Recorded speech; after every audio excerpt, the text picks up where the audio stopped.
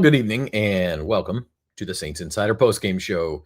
It is week 9. The Saints have lost 34-10 to the Los Angeles Rams. And it was about as bad as that score makes it sound. I'm Zach Ewing, the host of the Saints Insider. Here on the Postgame Show, we will have visits on down the line from Rod Walker, hopefully Jeff Duncan. The 3 o'clock games make it tough. These guys are on deadline.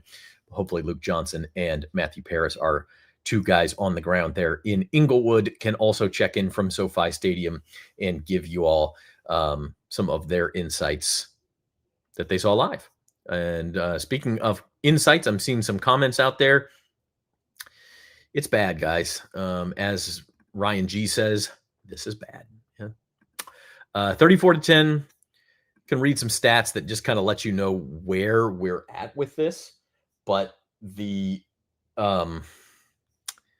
Rams held the ball. This might be the one stat. The Rams held the ball for 43 minutes and 53 seconds. If you can do the math, that leaves 16 minutes and 7 seconds for the Saints. The second half number was even worse than that. The Saints had 10 first downs. The Rams had 30. Saints only had 40 total plays. 77-40 Rams in total plays. So this was the Rams doing whatever they wanted to do. This was the Saints being helpless to do hardly anything.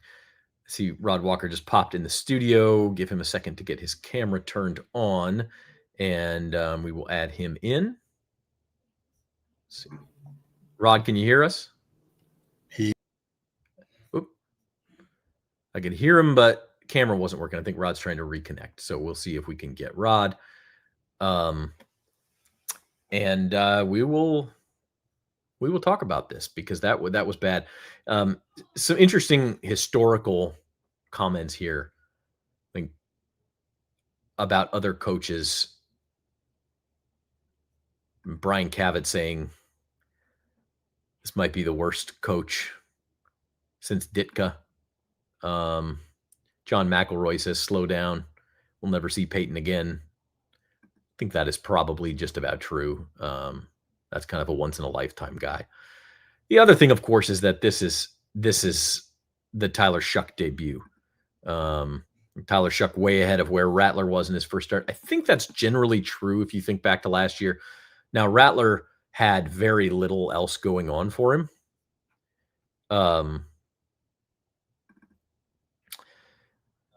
Some interesting, but I'm trying to help Rod get on here. But yeah, I think that is true. I think Shough was a little bit better in his debut than Rattler was. It'll be interesting. I can go back and look at those Rattler stats. And we can compare and contrast. But yeah, again, I do think part of this is to, like David Justice says, I wish our head coach would impress me. This is not a good team, and we didn't expect it to be a good team. But I just don't know what you are seeing from Kellen Moore that gives you hope. Yeah, I think we did get Rod. So that's really what I'm more worried about than anything. Is like, what is Kellen Moore doing? The first couple of weeks you were competitive, you showed some spunk, but he's had some issues, and then you just face a good team. It seems like you get your brains beat in. So let's add Rod Walker to the stream. Rod did get his camera on there. I'm using my phone, so I hope you. Oh, you're using your phone. Okay. And Rod, 34-10 probably should have been worse than that if the Rams wanted it to be. This is about as bad as it gets for the Saints, at least in our time covering the team. Yeah, it was a rough day. I think I had it 37-13 is my prediction. You almost nailed it. Yeah, I thought it was going to be bad today. I just think this Rams team is really good. I thought they were going to be able to expose the Saints a little bit, and they were. I mean, that offense, they looked like on that first drive, you thought they could score every time they touched the ball, and they probably could if they needed to. But I mean, they were just really clicking, and they were just in an entirely different weight class than the Saints are. And it, if you didn't know how big the separation was or how far the Saints had to go to be a good team, today kind of shows you that they're so far away. Yeah, I think a lot of times NFL games take so many twists and turns, but the first 2 series just told you everything you needed to know. Like the Saints go 3 and out, didn't look like they were particularly close to getting a first down. They did get a nice punt and back the Rams up to their own 12-yard line, and the Rams just went straight down the field. If they faced a third down, it was like maybe a 3rd and 2 or something. I mean, it was just never the Saints were never close to getting them off the field. It was Puka Nacua, then it was Devontae Adams, then it was the tight ends. Then they would mix in the running game, and it was just one thing after another after another. This defense looked pretty good last week. Now, I do think, and the Saints did not play well on defense, but do you agree this was maybe more impressive from the Rams than it was like worrisome from the Saints defense? I thought the Rams just looked like they were firing on all cylinders. Yeah, I mean the Rams, and I've thought this, early in the season, I think they're a legit Super Bowl contender, a team that's good enough to win it. And today they show why I think that, and they show why other people think that. I mean, I think they're just really just a lot of weapons. When you got a quarterback like Stafford, I mean, he's in the MVP conversation, or at least he should be. And they were just much better. I mean, it was just they could play 10 times and the Saints would not win a game, and every game would probably be decided by at least 10 points. Yeah, it was bad. You would need multiple turnovers from this Rams team, I think, to compete. And some of our comments here just kind of reemphasizing that Saints are just dead, worst team in the NFL by far. 1980 team had more fight than this team.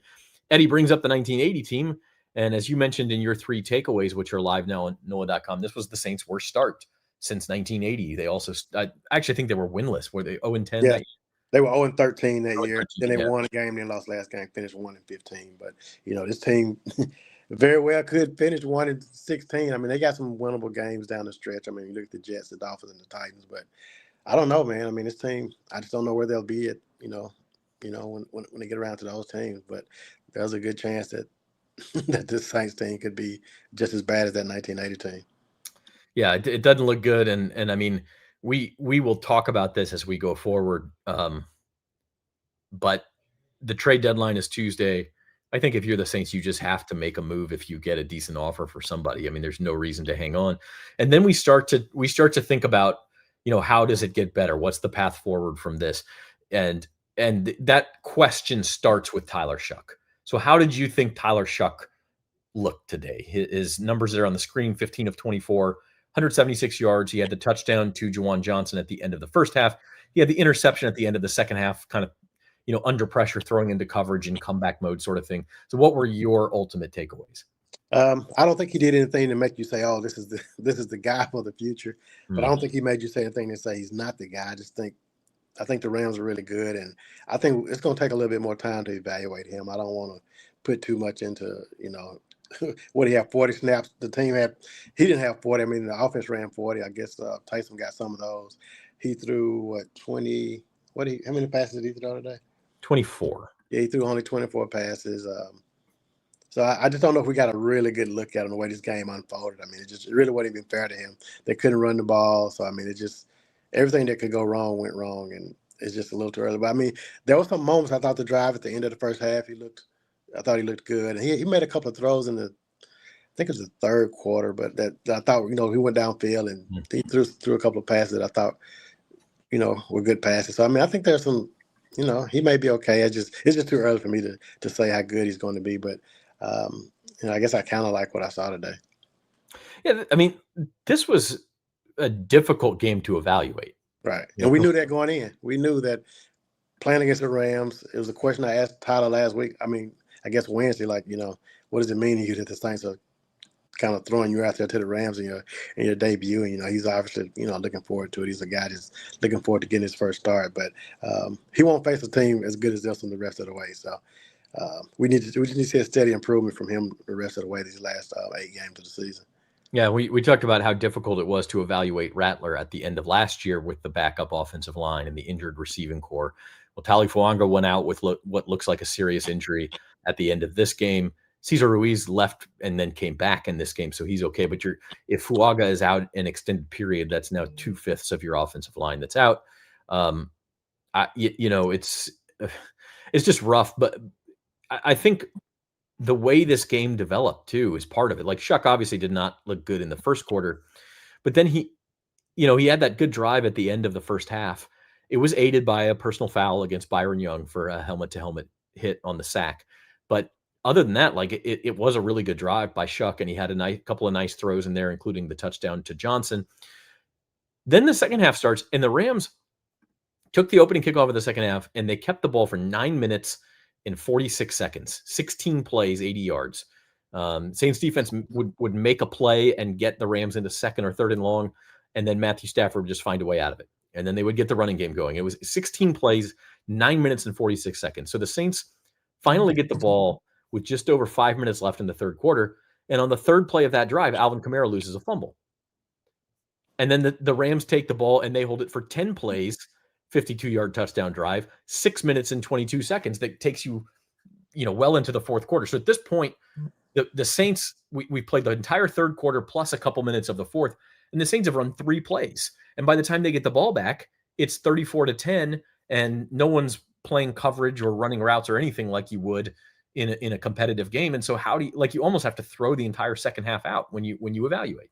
Yeah, I mean that was kind of the story of the game. That's kind of why I mentioned that. Yeah, you can't evaluate this game because of just the way it played out. It was already going to probably be an unfair evaluation, but yeah, that second half just just got out of hand at that point. And Tyler just, you're just trying to make anything happen then. So it just wasn't, it wasn't pretty. Tough game to watch. And again, I don't think I was really that surprised by it. I just thought that this team was so much better than the Saints. And I'm not in the locker room today, obviously. I'm curious to see just how these guys are doing after another loss. I mean, every week so far they've been, kind of upbeat, and you kind of feel like, okay, they feel like you're going to get it together. But at some point, it doesn't work like that. And this team, you lose 34-10 and just get outclassed like that. I don't know how they're going to react to it, but so we'll see. Yeah, you do worry about the give a damn factor at some point. I mean, some of these guys are playing for their jobs, and so they'll continue to play hard. But there's other guys who may not be here next year, and especially if things go bad at the beginning of games, how much does the intensity and the effort keep up? A couple of I do have to ask is, I assume your username here is Doe, but if it was a nod to Tyler Shough's name and that's Duck, as in what he had to do in the pocket a bunch of times, then hat tip to you, sir, because or madam, because that would be fantastic.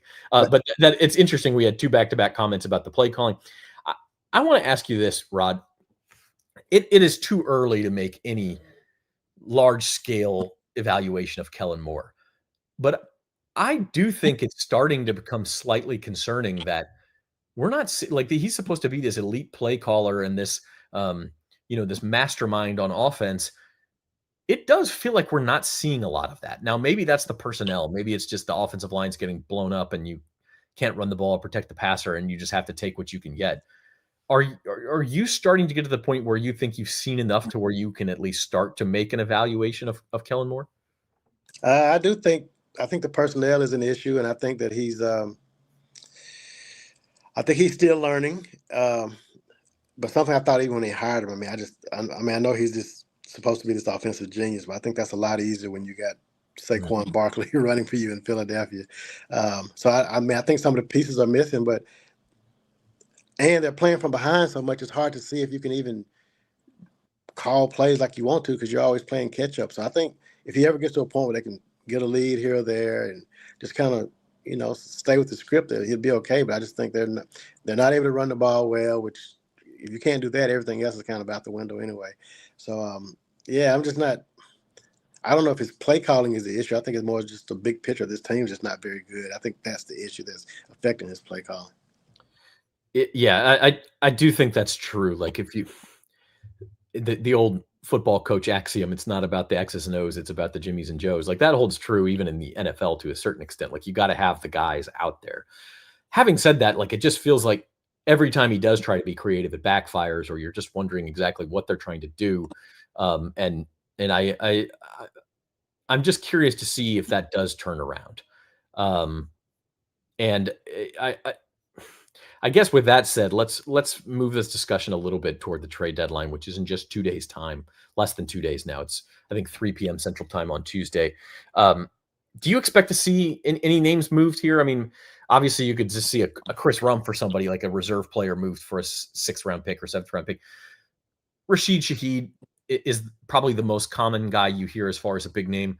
I wonder about Alvin Kamara. He lost that fumble, and I think he went back in the game for one play the rest of the day.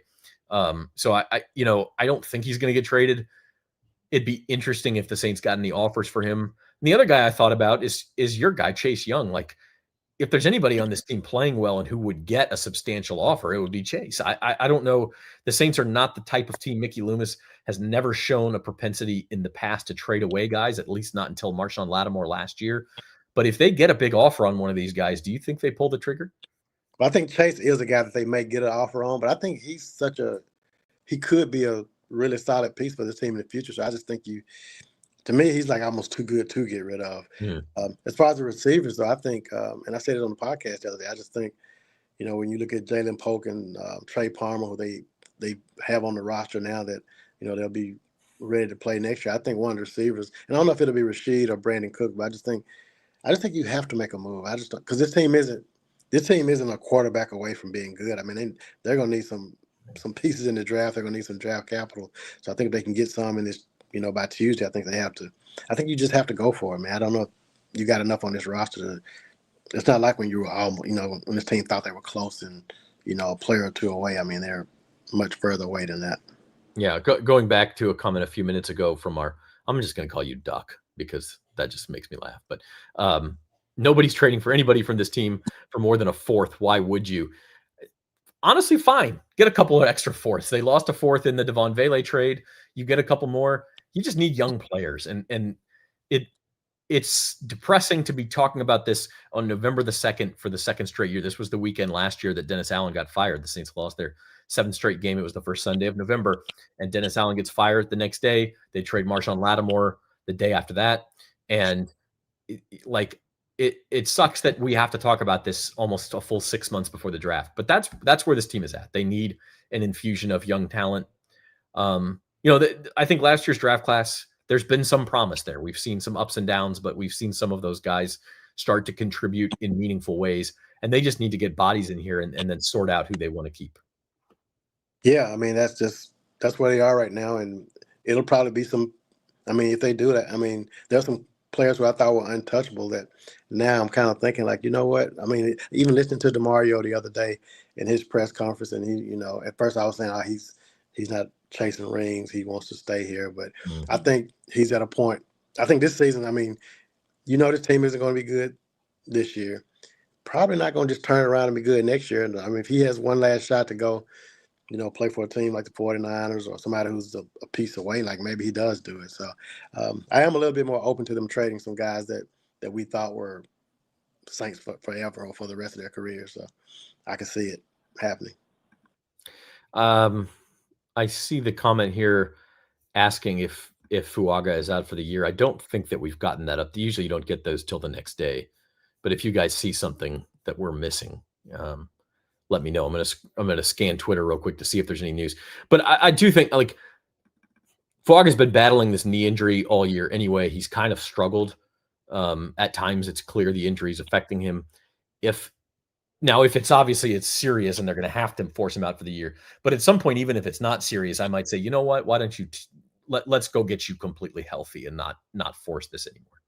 Yeah, this season it's gone. It's 1-8. You gotta everything now should be kind of about developing guys or just getting ready for next year. There's no use in Fuaga getting any more experience this season. I think we know how good he can be when he's 100%. No use in putting him back out there and if he's not 100%. So I think that'll be something they'll monitor on him and any other of these guys who may be banged up at this point in the season. DLP says Warner, Olave, Shaheed, Ruiz, whomever, trade him and get back picks. Sounds like their reporting is that Olave is probably sticking around. I think you're right on Chase Young. Like he's still young enough and productive enough to, even though he's a fairly big contract, like he's here for 2 more seasons. And theoretically, if you hit on some draft picks next year and Tyler Shough is the guy, Chase Young could be part of the next really good Saints team. Chris Olave could too. Yeah, Shaheed could too, but you can't pay everybody. Right. I'm about Chase Young. Just going with him. I think he's a guy that could definitely be a building block for this team, and if he can just stay healthy and which that hadn't always been the case. But if he can stay healthy, I just think you hold on to him. It's it's pretty dreary. We're gonna look at some statistics here from this one. Rams beating the Saints 34-10. Again, the Saints only ran 40 plays. They had 26 passing plays, 14 rushing plays. That's it. So we say we want to run the ball more. Well, when you only run 40 plays and you're behind after the first 2 drives of the game, it's pretty difficult to run the ball. Taysom Hill was the leading rusher. He had 4 carries for 30 yards, but that was because of a 29-yard run on his first carry. His other 3 went for 1 yard.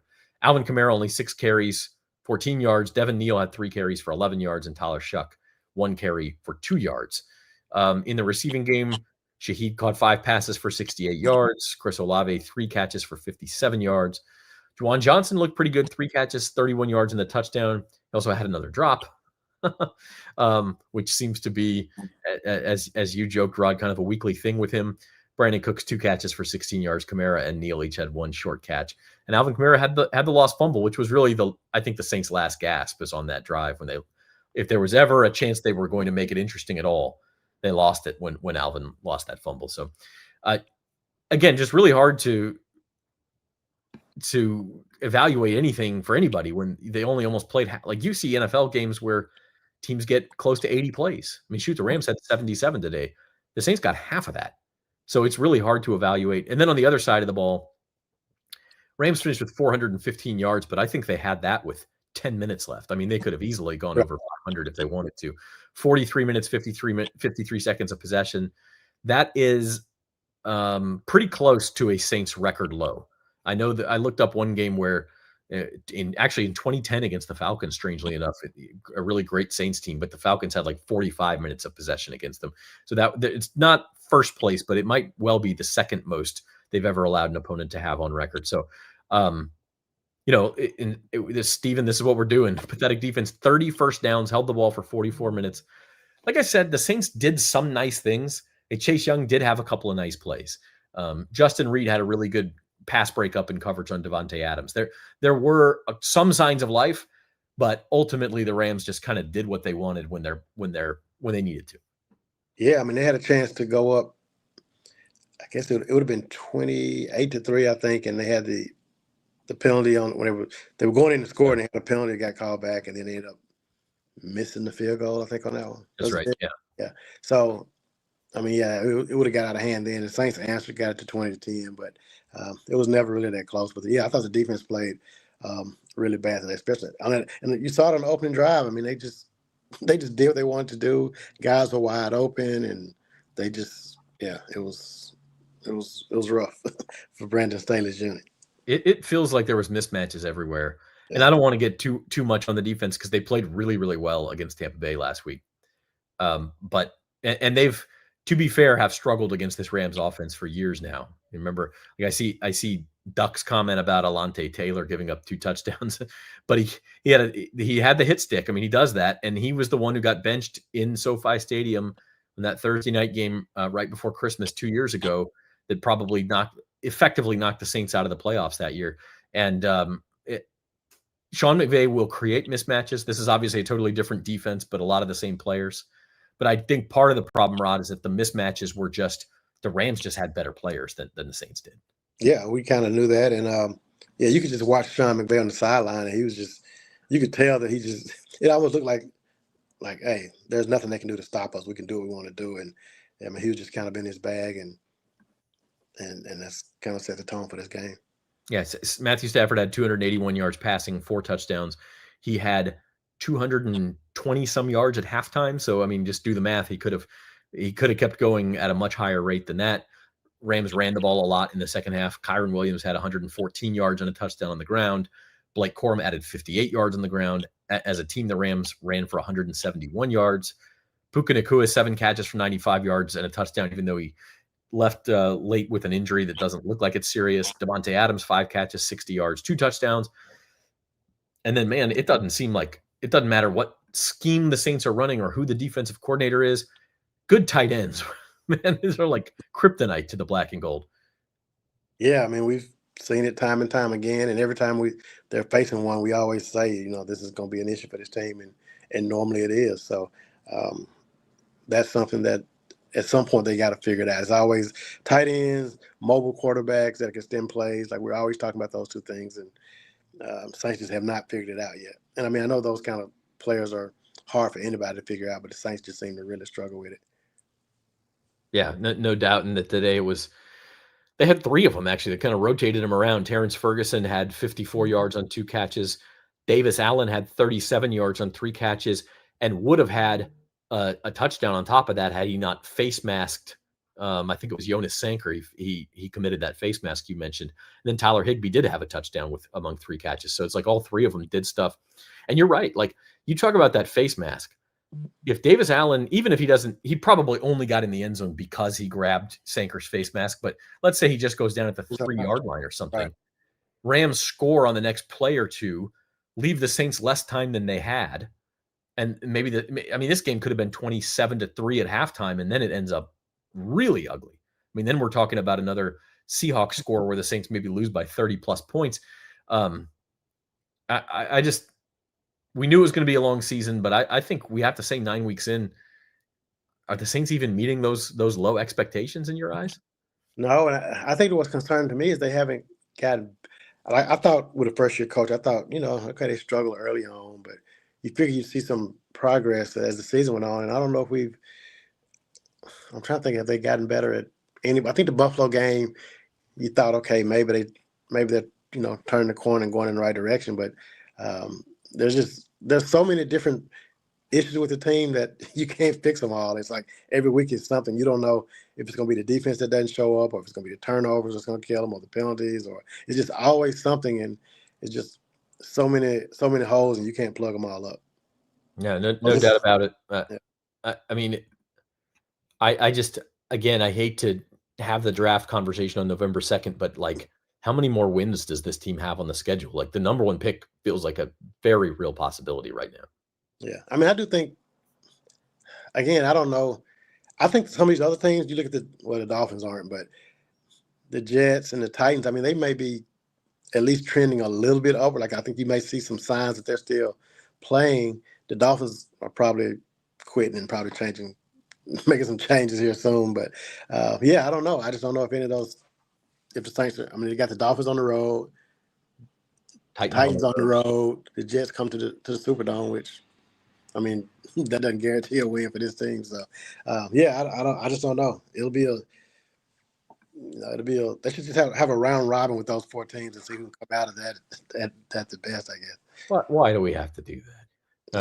We really do. I think the Jets play the Titans too, so I think it may be a true. Yeah, it basically is a round robin then, probably. Yeah. Yeah, the Jets and Dolphins obviously have already played once, and they play again. But yeah, I mean, and even you mentioned Miami looks like maybe they're on the quit track too, but they went into Atlanta and beat the hell out of the Falcons a week ago. Like they're not. It's almost impossible to have an imagination vivid enough to see the Saints going and doing that to a team like the Dolphins did just a week ago. Right. And even Carolina, who they play next week, I mean, I think some of us probably thought, that's a game that could, probably win. But you see Carolina beating Green Bay today, and they're 5-4 now, so they're at least doing something right. And so, I mean, Saints won't be favored in that game. So it's just, yeah, it's rough. They get a bye after that, which is much needed to kind of, I guess, refocus, and maybe they come out of the bye and try to get some wins and, just refocus. But you don't even believe what you're saying. Right. I don't even believe you're right. I'm just, but that's the point we're at where I'm here talking about a bye, and maybe they'll do something good for this team, because I don't have anything else to give you any optimism. Yeah. All right. Well, we'll let it rest on that point from Rod Walker. We do have Matthew Paris in the studio live from SoFi Stadium, so we'll let Rod sign off and get to work. Thanks, Rod. All right. Thanks. All right. Matthew Paris live from SoFi Stadium, and how was the locker room after that one, Matt? It was okay. I mean, people seem like they got dressed fast. Not a lot of talking, but this was a game where I think, they weren't as dejected as they were, I think, after Seattle, where that was just hopeless from front to start. I think they just kind of realized how challenging the Rams are as a team, and this is a team that's had their number over the past few years. All right, because you guys are on deadline, Luke Johnson's here too. I'm just going to have us all on at the same time here and let you guys have your say and get back to work.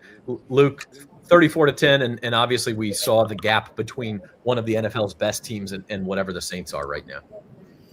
Yeah, I mean, it was just like from the word go. The Saints elected to receive the opening kick after winning the coin toss. It was like they're like, this is our chance to get out and get a lead against these guys, and they go 3 and out, and the Rams immediately, it's like 10 yards, 9 yards, 20 yards, 16 yards, are right down the field, and it was methodical all day.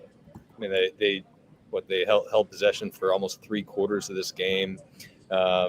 Really just in complete control the entire time, and there was like a few bright spots for the Saints mixed in. Like there was some good things that they did, but it was like the Rams just had a whole game of that, and the Saints had like a moment here or there where you're like, okay, like they have some guys who play. Like Chase Young made a couple plays, Tyler Shough made a couple nice throws, but like that's not how you win football games, by putting together like 1 or 2 good plays. The Rams just did it for like 45 minutes today. Yeah, no doubt. Like there were some bright spots, and with that in mind, it's hard. Rod and I talked a lot about this, Matt. It's hard to evaluate Tyler Shough when the offense only ran 40 plays, and only half of those were really in any sort of a semi-competitive game. But what was your takeaway from Tyler Shough's debut?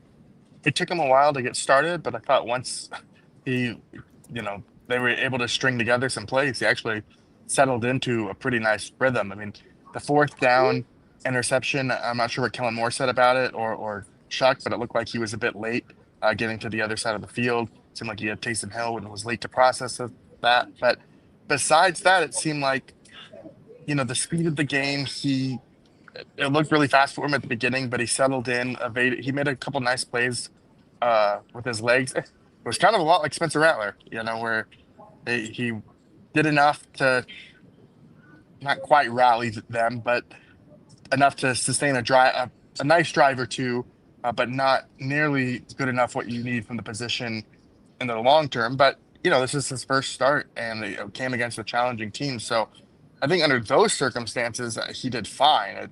He's not the reason necessarily they lost the game by any means, but at the same time that they had come out quicker, they were able to, do better than 3 and outs to begin the game, then maybe they're in this a little bit more than they were. The interception, by the way, it was Olave was his primary on it. That was taken away. He saw Taysom, but then he lost him in his field of vision and had to move on to another out. And then the interception was him just trying to avoid a sack. And it's just like, it's 4th down. You have to give him a chance. At least that was Shough's explanation for it. Yeah, it makes sense. What were your takeaways from Shough, Luke? And at least in the limited action we did see him. Yeah, I mean, he did some things. You can say that's a building spot, right? I thought it was really encouraging to see the way he navigated a really talented pass rush. With the exception of the time he got absolutely detonated by Byron Young, that play ended up being a penalty on Young because he basically speared Tyler Shough in the face mask. I think he navigated the pressure pretty well. There were some plays where he extended the plays. That one to Chris Olave on, I think it was a 3rd and 3 in that 2-minute drill at the end of the first half. He hits him for 27 yards. You're seeing some of the arm strength on the deep outbreaking routes. That stuff is encouraging, but we're talking about a team that scored 10 points today. I don't think they're going to be coming away from this saying we got our quarterback. We're going to have to see what he can do down the stretch. And look, they've got some games that are going to be a lot less challenging than this one coming down the stretch. I think there's going to be chances for us to see some better play from them in those games. But obviously they got so much to figure out with this team right now. I mean, Rams did whatever they wanted to do on offense today. The Saints had absolutely no answers for it. So they got it's like the whole house is on fire right now. They gotta start small and try to put everything out before the whole thing burns down. What was the name of that show? Little Fires Everywhere. Yeah. Yeah. And that turns into one big burning house. So good analogy there. Spinning things forward, guys. Any update on Tali Fuaga, which obviously did not look positive at the end? No, there was no update on it. Just other than to confirm that it was an ankle injury for both him and Jack Stoll. I mean, both those guys left the game on a cart. We've seen players like Cesar Ruiz being one example. He left the game on a cart and looked pretty bad. And then he missed only 1 week, wasn't Matt? Yeah.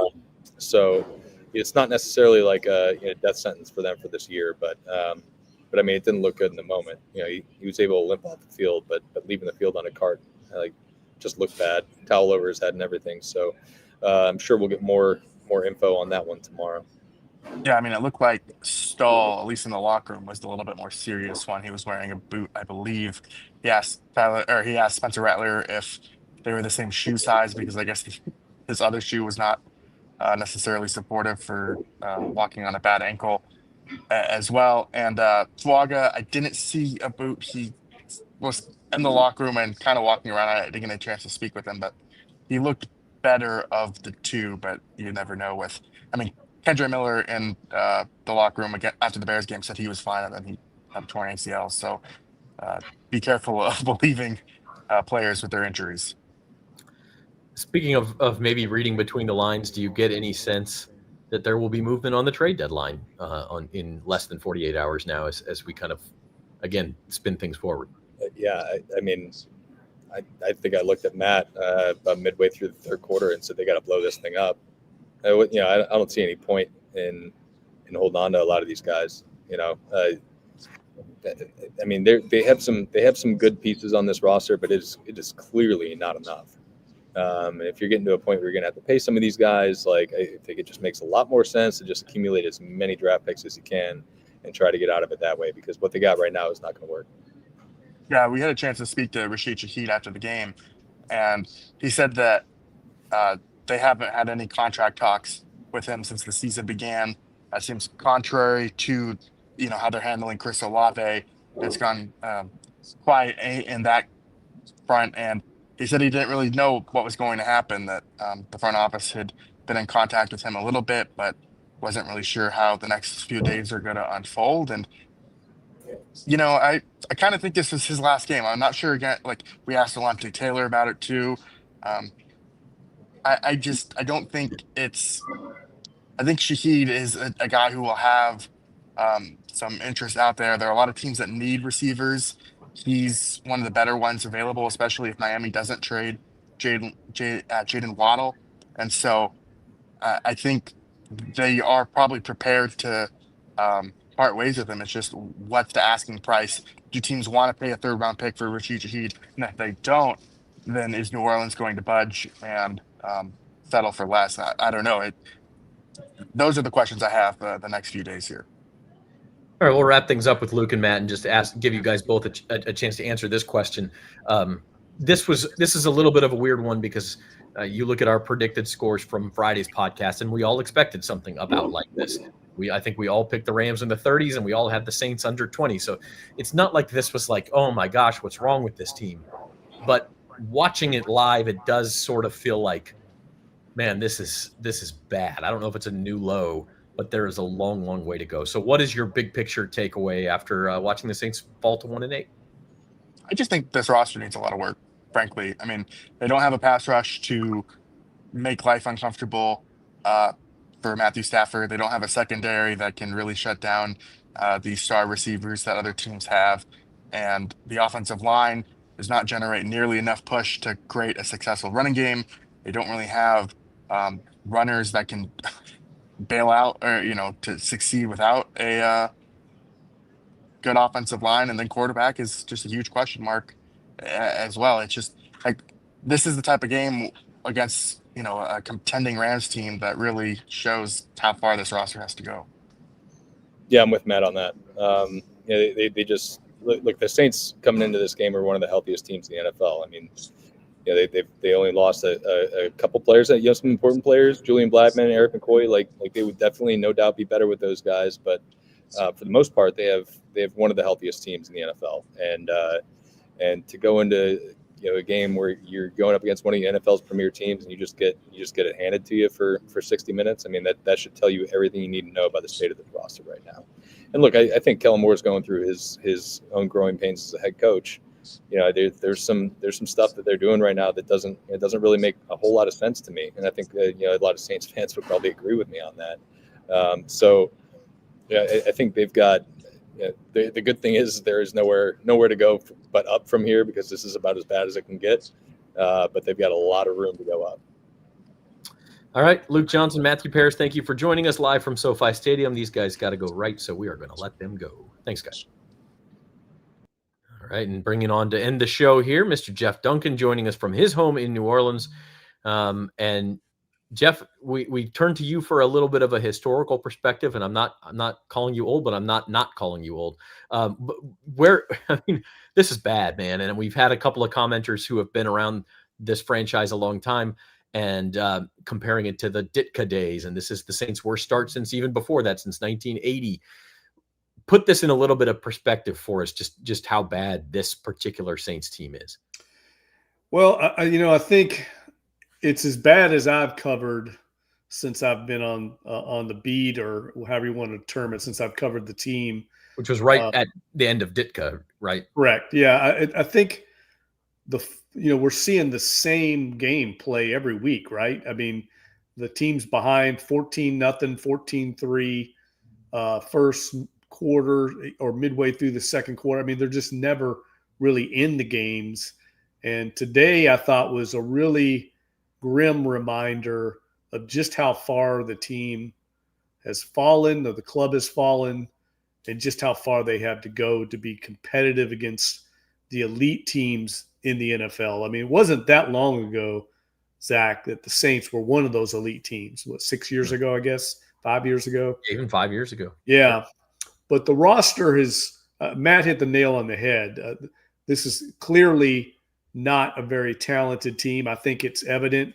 I put on social media earlier today that I really don't think the Saints are going to be very active in the trade market. I don't think it's because they don't want to be active. I just don't think there's very many, suitors out there for their roster right now, which shows you how bad it is when they should be in complete sell mode right now. And they're really not finding a lot of interest in players on their roster at this point. I guess the two young receivers are really the only ones that have generated much interest. And I think the way I really have a hard time evaluating some of the young players on the team, because it's such unforgiving circumstances like Tyler Shough faced today. It really almost becomes a moot point in trying to evaluate one player in the midst of this carnage happening on the field. I mean, there's so many holes in the dike that they don't have enough fingers to plug them at this point. And what I mean by that is there's offensive line issues. They clearly need a running back. The quarterback is in his first start and as a rookie. They don't really have a number one receiver. Their tight end's probably best served to be a number two tight end. And that's just on one side of the ball. So there's a long way to go here. And I think that will played out in, very ugly, grim fashion today. Yeah, no doubt. I'm going to show Brian's comment here. They're only 45 players away. I'm curious to know if you actually had counted out the 8 that you would keep, or if you're just spitballing on that one. But may not be totally wrong there. Look, we've talked about this with Rod and Luke and Matt, that it's difficult to evaluate a lot in a game like this because you were so comprehensively beaten and so quickly beaten. And I think that's particularly true for Tyler Shough, right? Like the Saints only had 40 plays of offense. They had maybe 20 to 25 where the game was at all in doubt.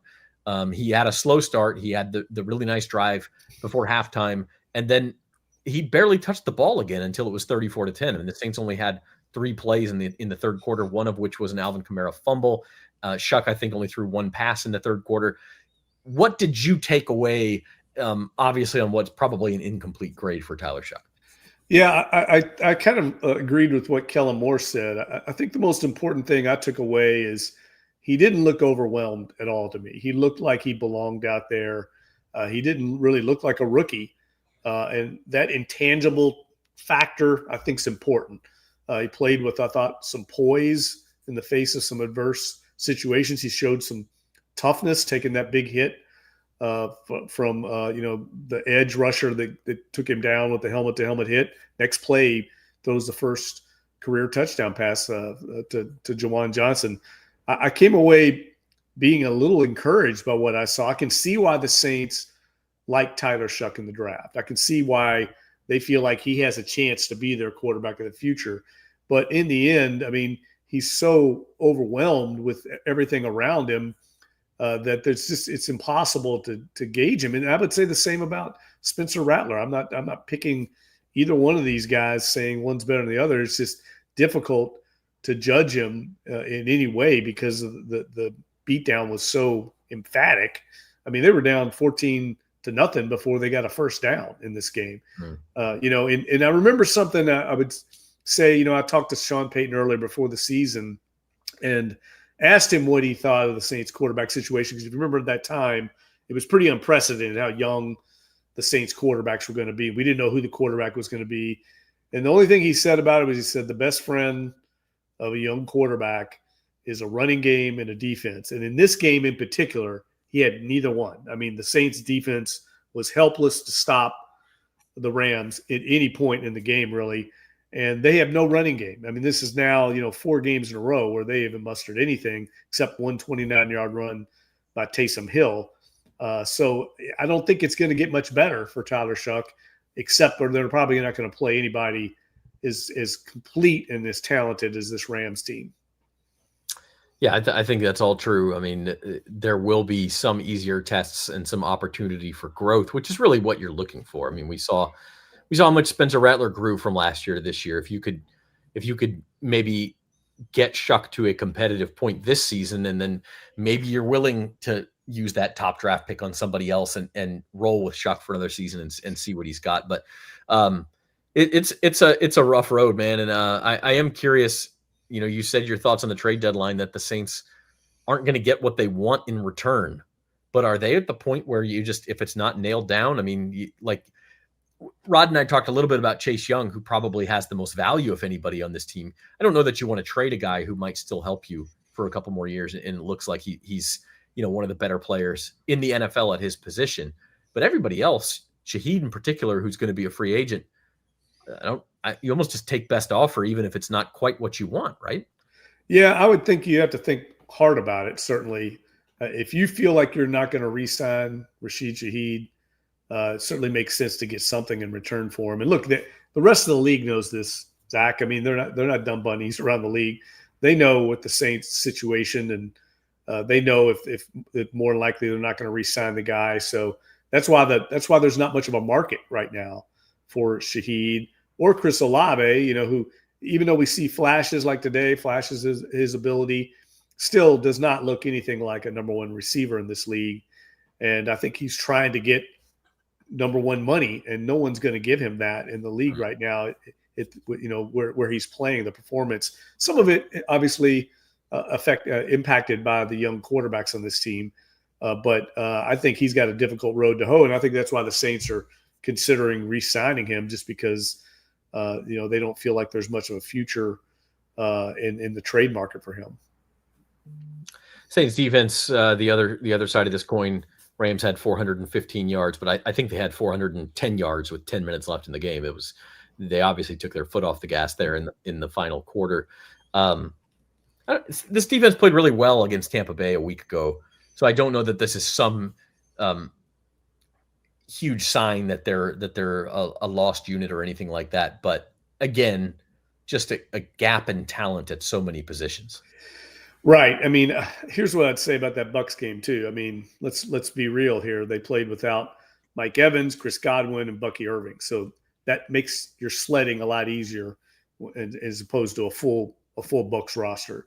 And we saw today, when you face a really competent NFL quarterback like Matthew Stafford and a good offensive line and the weapons, I mean, they were really no match at any point in the game. It looked like they could do kind of whatever they wanted. They could run the ball, pass the ball. They just picked apart the Saints zone. And I think what we're seeing on defense, I actually think Brandon Staley is a really good defensive mind. I know his track record hasn't been that strong in the league, but he's well respected in NFL coaching circles. People that know football respect Brandon Staley. So I'm really not worried about him as much as it's pretty evident they've got a transition going on to this 3-4 scheme, and they're not really, they've got, like I've said before, misfit toys out there, don't really fit what they need to do. They need more agile players in space is what I've been told. You need more agile guys as opposed to what DA had in his defense, which were big, strong, physical guys at the point of attack, not necessarily the most agile, guys side to side. And we see that oftentimes when players are missing tackles in open space. I think that's part of the blueprint. Get the ball to your playmakers out in the flat, and the Saints really don't tackle that well. It's because they're not really suited to play this 3-4 right now. And I don't think it's going to happen overnight. I think it's going to be about a 2-year transition to get the pieces in there. And the other thing they're really clearly missing is a pass rush other than Chase Young. I mean, really no one else, even Carl Granderson has a decent year, in the past, really hasn't produced much. And the Saints are having to pick their blitz, opportunities. And when those get picked up, it leaves their secondary vulnerable. Yeah, 100%. And I think it's a good reminder that we said this before the season, Dunk, you were all over it, that this defense was going to be a work in progress. And so the ups and downs may be to be expected on that side of the ball, and really the offense too. I think the issue is that it's just been more downs than ups, right? Like, this team is 1-8. They've gotten absolutely thumped a couple of times now. Let's go big picture to wrap things up. Team is 1-8. Trade deadline, we'll see what happens over the next 44 hours or so. And then, you pick it up and you play at Carolina, who had a big win today in Green Bay, then a bye week, and then an easier end of the schedule. But in your eyes, what is the state of the Saints right now from management down, and how much faith do you have that they are on the right path to improving from this point? Well, I'll put it this way. My phone was blowing up all game. It's been that way for the last few weeks. When I'm out in the city, out at restaurants or wherever, I was approached today at the gas station, Zach, by somebody. I mean, the disappointment, the frustration's a better word. The frustration and the rancor right now is as high as I've ever seen it from the fan base. And I think it's twofold. One, there was a kind of a promise from Airline Drive and the team officials for a while that this team was close, that it was competitive, that they had a good roster. And I think fans feel gaslighted by that. I think they feel like they've been kind of sold a bill of goods, and they're not ready to just flip the switch on, okay, we're rebuilding, everything's okay, we're going to tank and get a high draft pick. I think some people have some hurt feelings about how they were gaslighted, and I don't blame them at all. I can understand that frustration, and I think it's warranted because the team doesn't have a lot to be hopeful for. I don't think this is, like I said earlier, a quick turnaround. I think it's going to take a while. And, if Tyler Shough gave us a glimmer of hope today, that's about it. I mean, we don't see it really any other young elite players on the roster, no one in their prime that you can hang your hat on, maybe other than Chase Young. Alante Taylor's a solid player, but there's no Jackson Dart, Cam Scatteraboo, there's just none of that on this roster right now. So I get why people are frustrated. And I think it starts at the very top of the organization. And Gail Benson has to take accountability for this team that's on the field. It's ultimately under her watch as the owner, much like the Pelicans, who are 0-6 now, right across the parking lot with the worst team maybe in the NBA. I don't think it's coincidence that both these teams are doing as poorly as they are. And I think it's a real concern, and it should be for everyone on Airline Drive. I know it can't be happy times out there right now. Well, I think that's a good a place as any to end this postgame show. Rams defeat the Saints 34-10 out in Los Angeles.